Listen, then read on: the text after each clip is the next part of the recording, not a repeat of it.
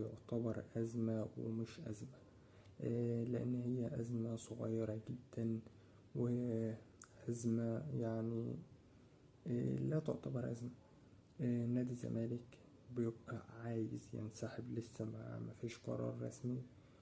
عايز ينسحب لأن دونجا هيتم إيقافه، مش هيلعب في كأس السوبر. طبعا ليه مش هيلعب؟ هقولك ببساطة، لأن بسبب الواقع اللي حصل بين كابتن عبد الواحد السيد ودونجا، والتعدي على كان بمثابة لواء في الإمارات وتم ضربه. طبعا الواقعة دي حرمت النادي لعيبة النادي الزمالك من إنهم يشاركوا في كأس السوبر لمدة سنتين، اللي هو عبد الواحد السيد ودونجا ومصطفى شلبي.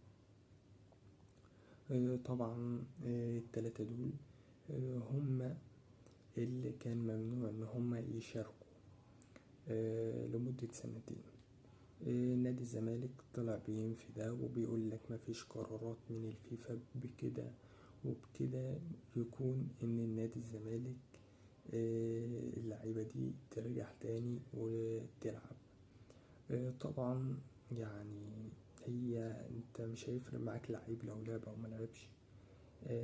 طبعا دونجا مش هيروح يجيب لك الفوز، لكن لازم نمشي الدنيا. نادي الزمالك كان مستواه كويس جدا في المطوشة اللي فاتت، رغم ان هو كان بيعلن افلاسه. نادي الزمالك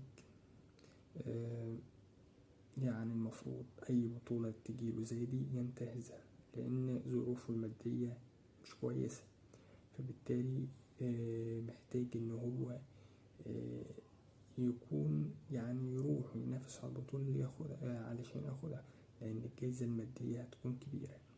فأنت كده بتعزز من النادي. ولكن يعني أنت تنسحب ده قرار مش سليم بالمرة. الانسحاب ده المفروض يكون آخر حاجة، آخر اختيار. لو حاجة كبيرة، لو حاجة عليها هيصة، مش لعيب مش هيحضر معاك، فده مش هينفع. اما بالنسبة بقى طبعا لمستوى النادي الزمالك في الفترات الاخيرة، فهو مستوى رائع جدا ومستوى كبير.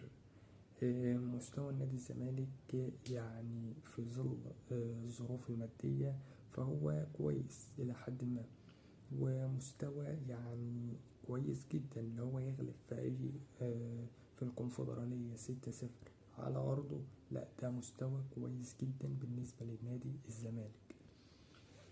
طبعا برضو يعني بطولة الدوري ماشية بشكل كويس جدا. بطولة يعني فيها منافسة. طبعا على صدارة البطولة هتلاقي النادي الأهلي. النادي الأهلي عنده مباراة مع بتروجيت. طبعا يعني النادي الأهلي كان متصدر الدوري، والنادي الأهلي برضو في حتة كويسة جدا. أما بالنسبة بقى للنادي الزمالك فهو يعني لحد الآن كويس. يعني بقول لك كويس بالنسبة للظروف المادية اللي كانت مع النادي الزمالك.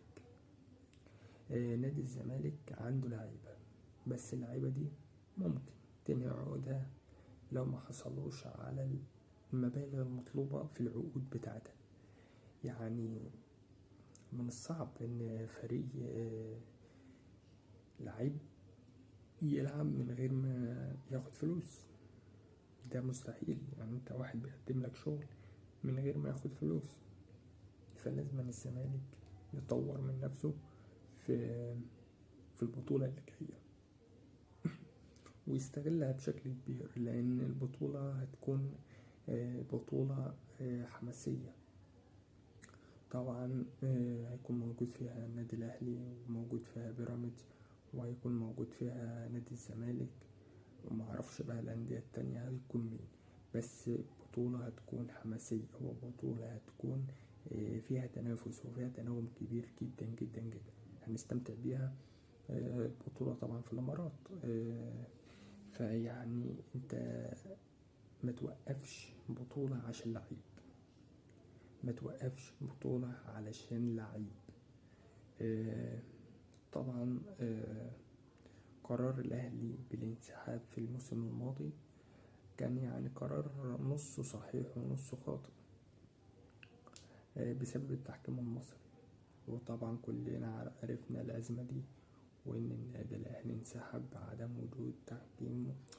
كانت برضو أمور نفس الكلام ملهاش فايدة، وفي الآخر النادي الأهلي